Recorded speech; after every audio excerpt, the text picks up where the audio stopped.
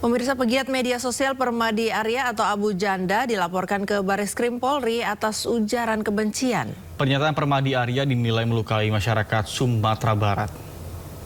Bisa memutuskan dan kita ada manual. LBH Josal Bantu Rakyat dan Persatuan Keluarga Besar Piaman, Kota Padang membuat laporan resmi. Pernyataan Permadi Arya yang menyebut Sumatera Barat intoleran dan barbar dalam sebuah forum di Philadelphia, Amerika Serikat melukai masyarakat. Para pelapor menyerahkan barang bukti berupa rekaman video YouTube yang telah diunduh. Pasal yang digunakan terkait ujaran kebencian, Undang-Undang ITE, khususnya pasal penyebaran informasi yang menimbulkan rasa kebencian dan permusuhan terhadap kelompok masyarakat tertentu. Saya sangat sakit hati dengan pernyataan Permadi Arya. Kenapa? Karena saya nyatakan orang Sumatera Barat itu adalah orang yang bertoleransi, orang yang bertika, dan orang yang beradab. Kenapa? Ditanyakan apa agama yang ada di Sumatera Barat, seluruh agama dan seluruh rumah ibadah ada di Sumatera Barat. Mungkin itu sementara yang bisa saya sampaikan. Bang, tapi laporannya itu sudah diterima dari... Sudah, kita bikin ada pengaduan, satu dari Josal Bantu Rakyat dan satu lagi pengaduan dari Paguyuban PKDP Kota Padang, yaitu Persatuan Keluarga Besar Piaman Kota Padang. Bang, kan Permadi Arya bilang bahwa dia tidak pernah berniat untuk menghina masyarakat Sumbar, tapi memang dia menilai bahwa ini hanya dilandaskan atas kebencian terhadap dia. Menanggapi hal itu gimana, Bang? Menanggapi hal seperti itu, kalau dia benci terhadap suatu daerah, berarti dia benci terhadap seluruh masyarakat yang berada di Sumatera Barat. Dan salah satunya saya atau kami merasa sakit hati dengan pernyataan itu. Kenapa? Silakan datang ke Sumatera Barat. Kami terima dengan baik. Tidak ada kami terima, oh harus Islam, harus ini. Tidak, semuanya adalah saudara kami. Mungkin itu yang bisa saya sampaikan. Jadi, kalau kami benci terhadap pernyataannya yang dia sampaikan di Philadelphia. Kita ke informasi lain, pemirsa, sebagian ruas Jalan Raya Lenteng Agung Srengseng Sawah, Jagakarsa, Jakarta Selatan mengalami amblas sedalam 2 meter. Diduga amblasnya akibat erosi karena aliran kali di bawah jalan.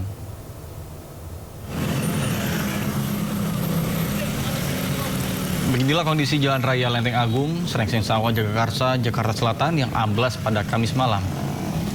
Arus lalu lintas di sekitaran lokasi macet parah. Jalan amblas panjang 4 meter dengan kedalaman 2 meter. Sejumlah warga langsung memasang pembatas jalan amblas agar tidak memakan korban. Diduga ruas jalan tersebut amblas akibat erosi, lantaran ada aliran air di bawah jalan.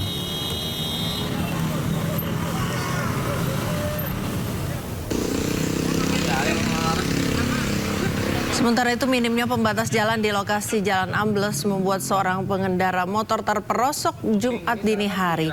Warga membantu korban keluar dari lubang sedalam 2 meter tersebut menggunakan tangga. Beruntung korban selamat tanpa mengalami luka-luka.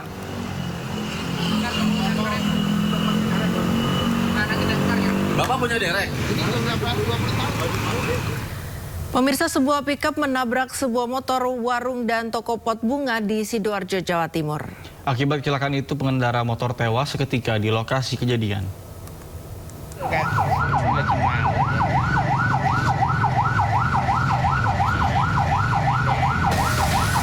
Seorang pengendara motor tewas dan sepeda motornya rusak parah usai ditabrak pickup di kawasan jalur Tengkorak, Jabaran Balong Bendo, Sidoarjo, Jawa Timur. Tidak hanya menabrak motor, pickup yang melaju kencang juga menabrak warung dan toko pot bunga hingga hancur. Polisi datang ke lokasi melakukan olah TKP. Diduga kecelakaan akibat pengemudi pickup hilang kendali saat melaju kencang. Jasad korban dievakuasi ke Rumah Sakit Anwar Medika Krian Sidoarjo.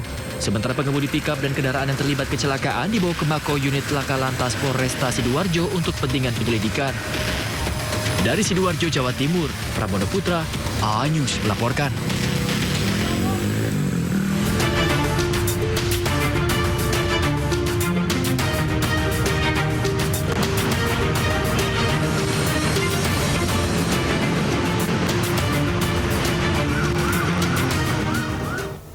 Pemirsa, saatnya kita simak pantauan arus lalu lintas. Kami telah terhubung dengan Bribda Jessica Renden dari NTMC Polri yang kini berada di kawasan Simpang Tugu Tani, Jakarta Pusat. Baik, selamat pagi Bribda Jessica. Bagaimana pantauan lalu lintas dari tempat Anda melaporkan? Silakan.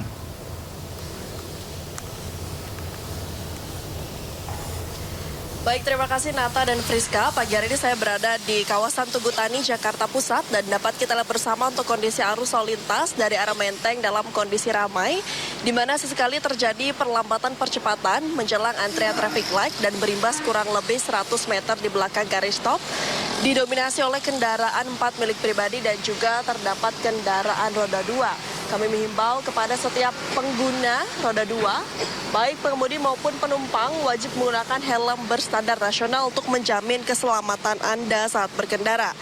Sedangkan untuk kondisi arus lalu lintas dari arah Cikini juga demikian, masih dapat melaju dengan kondisi kondusif lancar selepas antrian traffic light.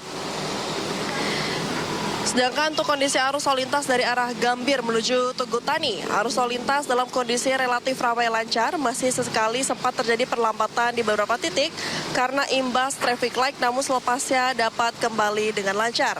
Sedangkan selanjutnya untuk kondisi arus lalu lintas yang akan mengarah ke Monas juga dalam kondisi ramai lancar. Peningkatan volume arus lalu lintas mungkin akan terjadi menjelang siang hari nanti, mengingat kawasan ini merupakan kawasan strategis. Petugas kepolisian kami juga turut melakukan pengaturan lalu lintas guna menjaga kelancaran arus lalu lintas serta membantu masyarakat menyeberang jalan pada kawasan ini. Pengendara dihimbau untuk tetap berhati-hati, menjaga jarak aman kendaraan serta mengurangi kecepatan saat melintasi kawasan ini. Dikarenakan adanya persimpangan, untuk itu kami himbau kepada setiap pengendara juga untuk dapat mentaati traffic light dan tidak melanggar lampu merah atau traffic light. Mari tertib berlalu lintas untuk menciptakan keamanan, keselamatan, ketertiban, dan kelancaran arus lalu lintas.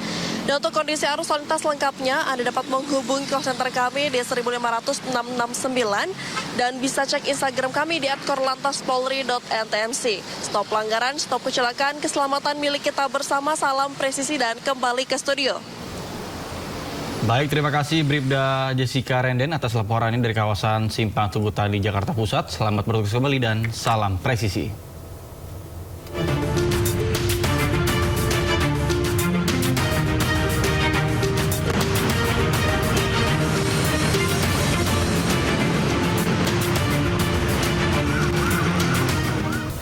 Pemirsa, delegasi tingkat tinggi Iran tiba di Doha, Qatar pada Senin waktu setempat untuk membahas penyelesaian konflik Amerika Serikat dan Iran. Salah satu hal yang dibahas merupakan kesepakatan dengan Amerika Serikat serta pencairan aset Iran yang dibekukan.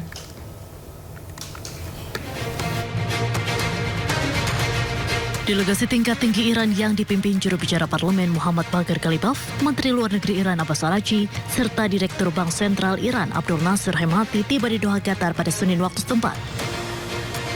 Dalam agenda di Doha, delegasi Iran dijadwalkan melakukan konsultasi dengan pejabat Qatar mengenai berbagai aspek negosiasi yang berkaitan dengan upaya mengakhiri perang antara Iran dengan Amerika Serikat serta Israel.